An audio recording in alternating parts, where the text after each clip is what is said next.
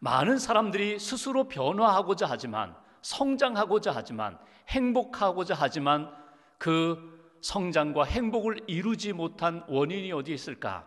사랑이 없기 때문에 그렇습니다. 사랑을 받지 못했기 때문이요, 진정한 사랑을 베풀지 못했기 때문입니다. 우리는 주변에 있는 환경, 조건에 대하여 신경을 많이 씁니다. 좋은 환경, 여유 있는 삶, 건강하고 또 경제적으로 부유한 그런 삶을 우리는 추구합니다. 그런데 이것이 우리에게 진정한 행복과 기쁨과 변화를 일으킬 것 같지만 순간적입니다. 조건이 바뀌고 상황이 바뀌고 시대가 흘러가고 세대가 바뀌면 내가 그렇게 영원한 나의 기쁨이 될 것 같았던 그 모든 것들이 한순간에 다 사라져 버린다는 것입니다.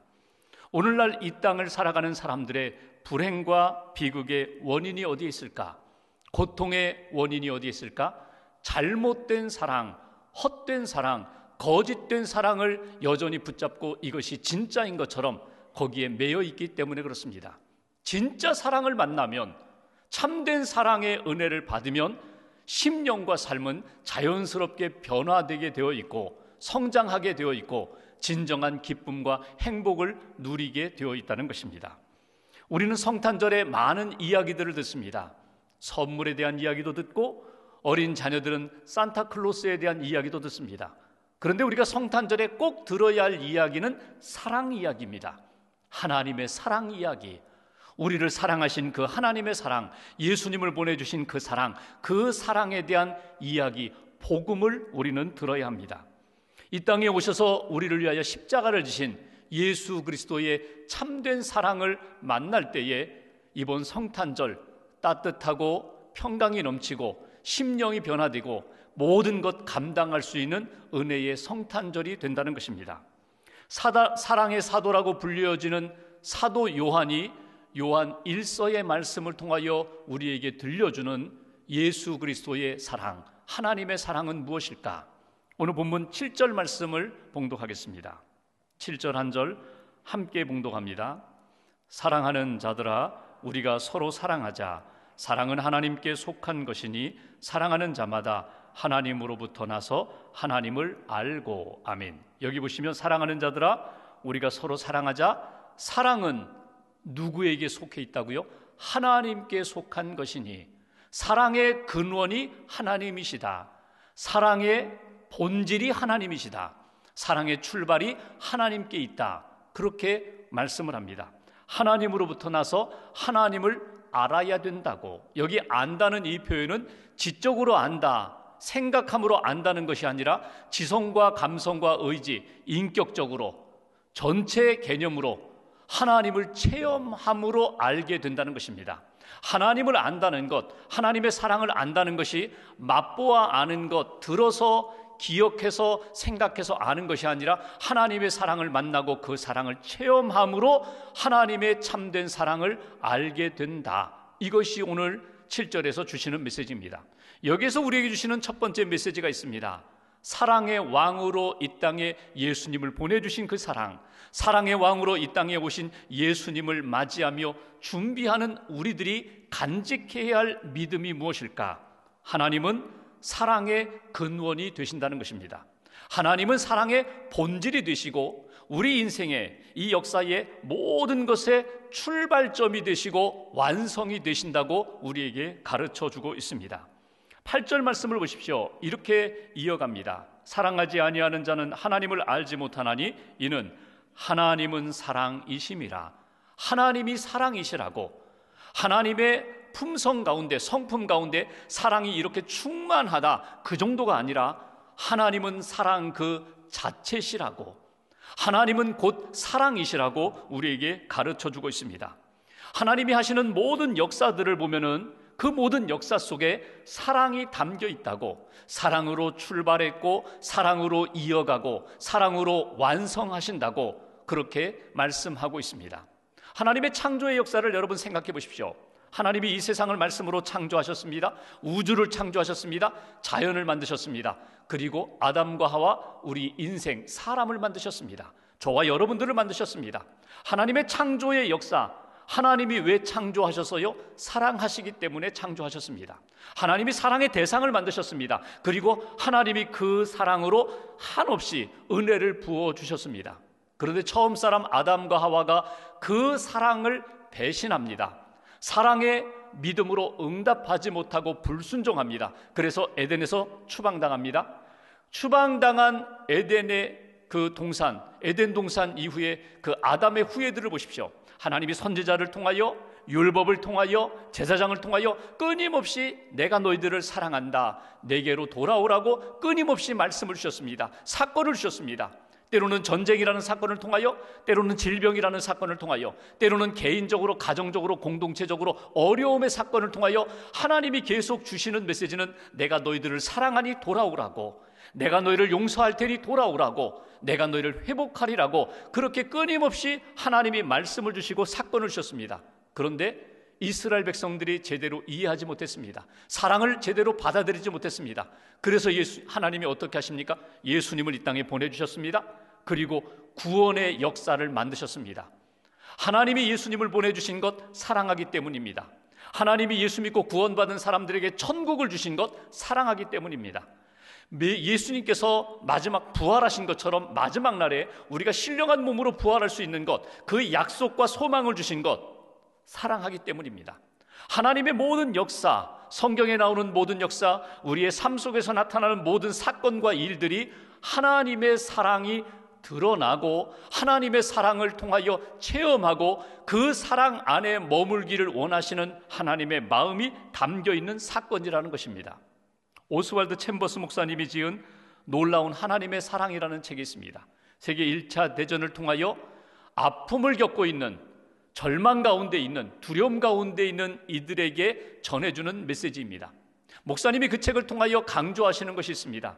전쟁을 통하여 아픔이 있고 절망이 있지만 한 가지만 회복하면 됩니다. 한 가지만 붙잡으면 됩니다. 그것이 곧 하나님의 놀라운 사랑이라고. 하나님의 사랑만 붙잡으면 전쟁도, 기근도, 슬픔도, 아픔도, 갈등도 하나님의 사랑 안에서 다 회복될 수 있다고 그렇게 강조합니다. 오늘 본문을 계속 읽어가다 보면은 요한일서 4장 18절에 사도 요한은 우리에게 이렇게 말씀합니다. 사랑 안에 두려움이 없고 온전한 사랑이 두려움을 내쫓는다고. 사랑 안에 두려움이 없고 온전한 사랑이 우리 안에 있는 갈등과 두려움과 불안과 아픔을 다 내어 쫓을 수 있다고. 문제는 하나님의 사랑을 만나고 하나님의 사랑을 체험하고 살아가는 인생, 어떤 두려움도 이길 수 있는 하나님의 사람이 된다고. 오스왈드 챔버스 목사님이 이런 이야기를 합니다. 우리 믿음의 사람은 끊임없는 영적 전쟁터에서 싸우는 군사와 같다고. 우리를 두렵게 하고, 우리를 불안하게 하고, 우리를 어둠에 묶이게 하고, 우리를 하나님을 향하지 못하도록 하는 모든 악한 영들과의 싸움터에서 싸우는 영적 군사와 같다고. 그 상황 속에서 놓치지 말라고. 하나님이 나를 사랑하신다, 하나님이 나를 붙들어 주신다, 이 사랑의 능력으로 나는 모든 것을 감당할 수 있다, 이 믿음을 회복하라고, 이 사랑을 회복하라고. 여러분 안에 있는 두려움이 무엇입니까? 여러분 안에 있는 두려움, 불안이 무엇입니까? 미국 예일대학 존 도널드 교수님이 이런 이야기를 했어요.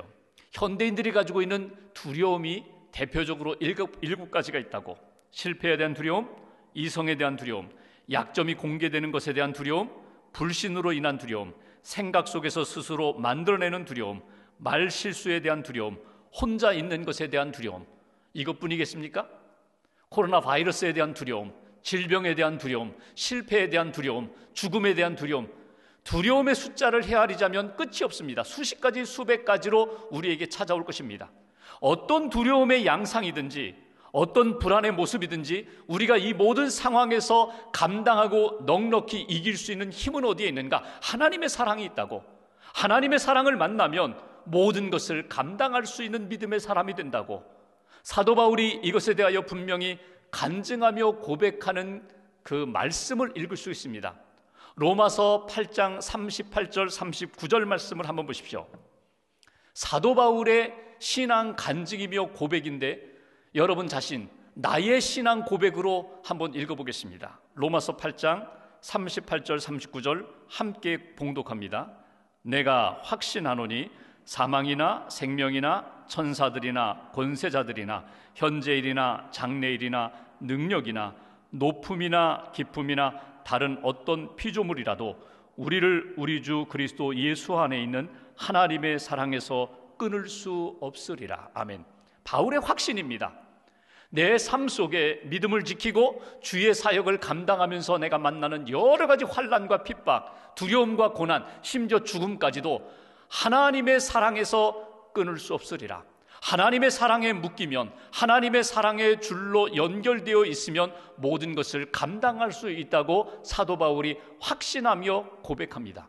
저와 여러분들이 그런 사랑, 하나님의 사랑, 뜨거운 사랑을 체험하고 그 사랑 안에 새로워지고 힘을 얻고 감당할 수 있는 능력의 사람 되시기를 주님의 이름으로 기원합니다. 성탄절기에 하나님은 사랑이심이라. 하나님이 나를 사랑하신다. 하나님의 사랑에 묶여 있으면 나는 모든 것 감당할 수 있다. 다시 한번 믿음으로 고백하시고 사랑으로 승리하는 저와 여러분 되시기를 주님의 이름으로 기원합니다. 두 번째로 9절 말씀을 보실까요? 오늘 본문 9절에 한 절을 같이 봉독합니다. 하나님의 사랑이 우리에게 이렇게 나타난 바 되었으니 하나님이 자기의 독생자를 세상에 보내심은 그로 말미암아 우리를 살리려 하심이라. 아멘. 하나님이 우리를 살리려 하신다고, 우리를 살리고자 지금도 힘쓰고 계신다고 이렇게 표현합니다. 근데 그 하나님의 사랑, 우리를 향한 사랑, 나를 향한 사랑이 구체적으로 어떻게 나타났는가? 독생자를 이 땅에 보내주심으로, 독생자를 세상에, 독생자를 나에게 보내주심으로, 예수님이 이 땅에 오셔서 십자가 지신 그 보혈의 은총으로 나를 살리셨다는 것입니다. 두 번째로 우리에게 주시는 메시지가 있습니다. 하나님은 우리를 사랑하십니다. 하나님은 구체적으로 나를 사랑하십니다. 나를 사랑하셔서 나를 살리고자 하십니다. 여러분, 우리가 아무리 공부를 많이 하고 건강하고 많은 것을 가졌다 하더라도 우리는 우리 스스로를 구원할 능력이 없습니다. 우리의 죄를 해결할 능력이 없습니다. 우리 스스로 평안과 자유를 만들 수 있는 능력이 없습니다. 하나님이 그러므로 예수님을 이 땅에 보내주시고 예수님의 십자가의 복음을 통하여 우리에게 구원도 주시고 자유도 주시고 평안도 주셨습니다. 하나님이 구체적으로 예수님을 보내주심으로 우리가 하나님의 사랑을 받고 그 사랑 안에서 회복되었다는 것입니다. 그 다음 절 보실까요? 10절에 이렇게 말씀하십니다. 사랑은 여기 있으니 우리가 하나님을 사랑한 것이 아니요 우리가 하나님을 먼저 사랑한 것이 아니요 하나님이 우리를 사랑하사 우리 죄를 속하기 위하여 화목제물로 그 아들을 보내셨습니다. 하나님이 먼저 사랑하셨다는 거예요.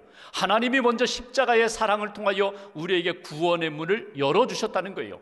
그 사랑을 우리가 받았다는 것입니다. 변함없는 사랑, 끝까지 구원하시는 그 하나님의 사랑을 우리가 받았기에 하나님의 자녀가 되었고 이 땅에서 평안 가운데 기쁨과 감사함 가운데 사는 인생이 되었다. 여러분, 하나님이 우리를 사랑하시되 끝까지 사랑하신다, 구원하시기까지 사랑하신다, 그 사랑에 대한 말씀이 성경 전체에 여러 곳에서 나옵니다. 대표적으로 나타난 말씀이 누가복음 15장에 나오는 예수님의 비유예요. 예수님이 이렇게 말씀하십니다. 어떤 사람에게는 양 100마리가 있는데 어느 날 우리에 있는 양들을 세어보니까 99마리가 우리 안에 있고 한 마리가 사라졌어요. 그 목자가 어떻게 한다고요? 그 길 잃어버린 양을 찾을 때까지 찾는다는 거예요. 그리고 그 양을 찾아서 어깨에 메고 기쁨으로 돌아온다.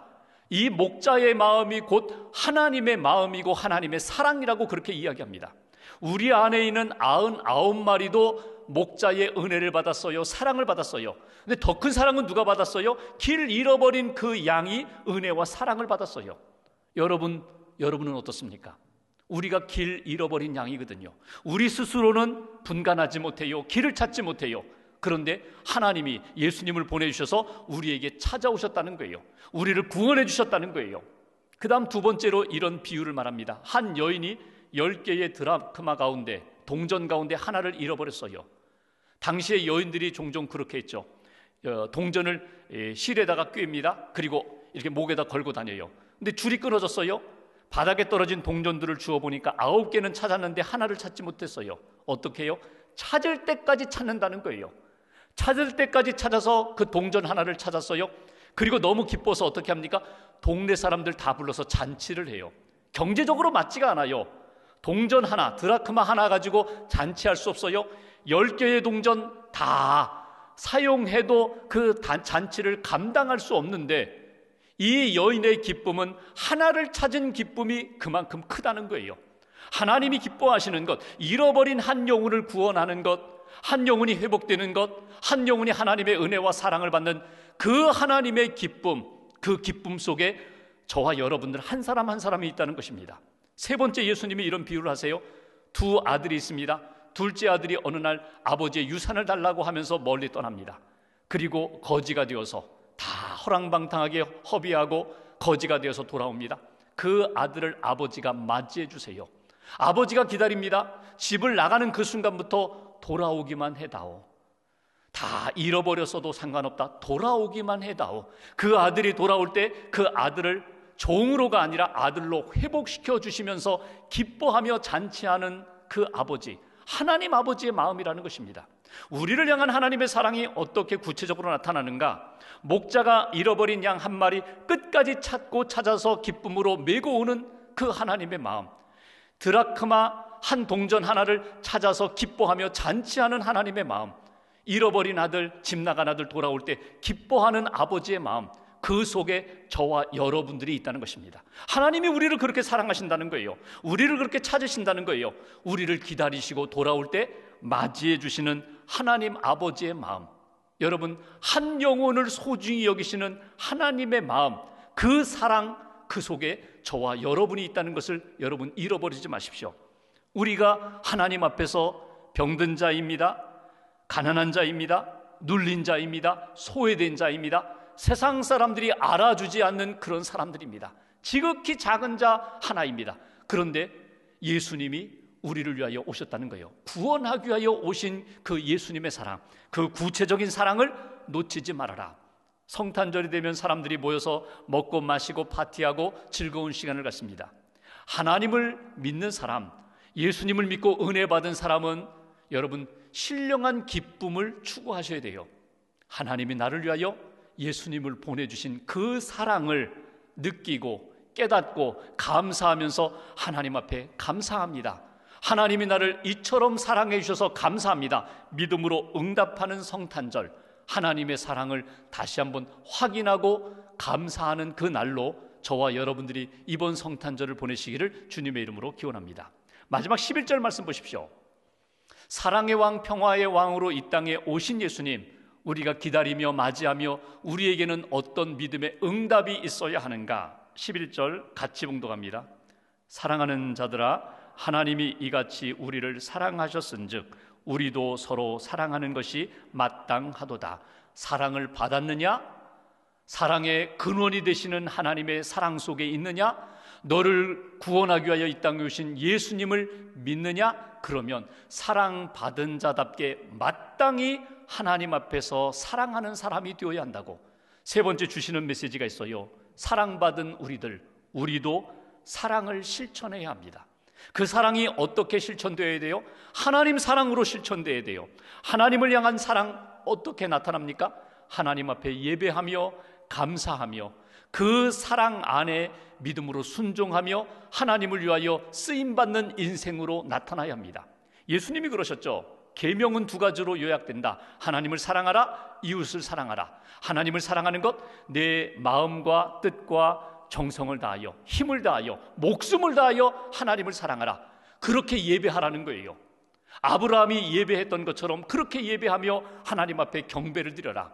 다니엘이 포로로 끌려간 바벨론에서 하루에 3번 창을 열고 예루살렘을 향하여 기도하며 예배했던 것처럼, 그것 때문에 사자굴에 던져져서 사자의 밥이 될 어려움 가운데서도 믿음 잃지 않고 하나님 앞에 믿음으로 경배했던 다니엘의 믿음처럼 하나님 앞에 믿음으로 예배해라. 다니엘의 세 친구 사드락, 메삭, 아벳느고, 느부갓네살 신상에 절하지 않는다고 해서 풀무불에 던져지는데 목숨 걸고 우상의 앞에 절하지 않겠다고, 하나님만 예배하겠다고 그 믿음으로 하나님 사랑하며 예배하라. 동방의 박사들, 들에서 양을 치던 목자들, 아기 예수께 경배하듯이 사랑받은 자, 은혜 받은 자는 하나님 앞에 그렇게 예배해야 되는 거야. 동시에 하나님을 예배할 뿐만 아니라 이웃을 사랑하라고, 형제를 돌보라고. 오늘 말씀 조금 더 내려가시다 보면은 4장 마지막 부분을 한번 보실까요? 이렇게 말씀합니다. 20절, 21절 두 절 같이 봉독합니다. 누구든지 하나님을 사랑하노라 하고 그 형제를 미워하면 이는 거짓말하는 자니 보는 바 그 형제를 사랑하지 아니하는 자는 보지 못하는 바 하나님을 사랑할 수 없느니라. 우리가 이 계명을 주께 받았나니 하나님을 사랑하는 자는 또한 그 형제를 사랑할지니라. 그 형제가 누굴까요? 하나님이 내게 만나게 하신 사람들입니다. 너의 형제라는 거예요. 나의 형제라는 거예요. 하나님이 만나게 해주신 그 사람을 사랑하라, 용서하라. 하나님이 우리를 사랑하셨던 그 모습처럼 낮아지셨어요. 겸손히 희생하면서 섬기면서 사랑하셨던 그 사랑처럼 너희도 낮아져서 사랑하며 용서하며 섬기며 희생하며 주님의 사랑을 증거하라. 이것이 우리에게 주신 메시지입니다. 성탄절은 하나님의 사랑을 확인하는 날입니다. 동시에 하나님의 사랑에 감사하며 예배할 뿐만 아니라 우리에게 주신 그 사랑을 흘려보내는, 하나님이 나를 통하여 성탄의 기쁨, 성탄의 은혜가 증거되도록 역사하는, 그것이 바로 성탄절입니다. 좋은 생각이라는 월간지가 있습니다. 몇 년 전에 실린 재미교포 이중희라는 분이 쓰신 글입니다. 크리스마스를 앞두고 고속도로를 운전하다가 앞에 차들이 정차되어 있어서 본인도 섰어요. 그런데 미처 뒤따라오던 차가 브레이크를 밟지 못하고 자기 차를 쾅 하고 들이받았어요. 추돌 사고가 난 것입니다. 차에서 내려서 보니까 자기 차도 많이 부서졌고 그 뒤에 오던 차도 앞 범퍼가 앞부분이 많이 부서졌어요. 운전자가 누군가 보니까 할머니 한 분이 운전대에다 머리를 묶고 막 떨고 있는 거예요. 울고 있는 거예요. 할머니 괜찮으세요? 괜찮으세요? 그랬더니 괜찮다고, 정말 미안하다고, 내가 정말 깜빡 다른 생각하면서 내가 브레이크를 밟지 못했다고, 정말 내 실수라고, 미안하다고 괜찮으시다고. 근데 할머니가 이런 이야기를 해요. 경찰 부르지 말고 내가 이 수리비 내가 갚을 테니까 경찰 부르지 말라는 거예요. 내가 매달 얼마씩 내가 꼭 갚을 테니까 경찰 부르지 말아달라고. 근데 개인적으로 이렇게 사적으로 처리하는 것이 마땅하지 않아가지고 경찰을 불렀어요. 경찰이 왔습니다. 경찰 앞에서도 내가 실수했다고, 전적으로 내 책임이라고. 그 할머니와 헤어졌어요. 그 수리비 견적을 받아보니까 한 1,200불, 150만 원 정도 나왔어요. 이제 보험회사 전화해서 이제 보험으로 처리하면 되는데, 그 할머니 보험으로 처리하면 되는데, 전화 걸려는 순간에 갑자기 하나님이 자기 마음 가운데 이런 마음을 주시는 거예요. 내가 감당하면 어떻겠니? 그 착한 할머니에게 내가 좀 착한 일 하면 어떻겠니? 그 마음을 하나님이 주시는 거예요. 그래서 이 이중이라는 분이, 하나님 제가 그렇게 하겠습니다. 그리고 보험회사 전화했어요. 사실 이렇고 이런데 내가 보험 처리하지 않겠노라고, 그냥 없던 일로 해달라고. 그랬더니 보험회사 직원이 아니 왜 그러시냐고, 이미 다 처리가 다 되는데 왜 그러시냐고.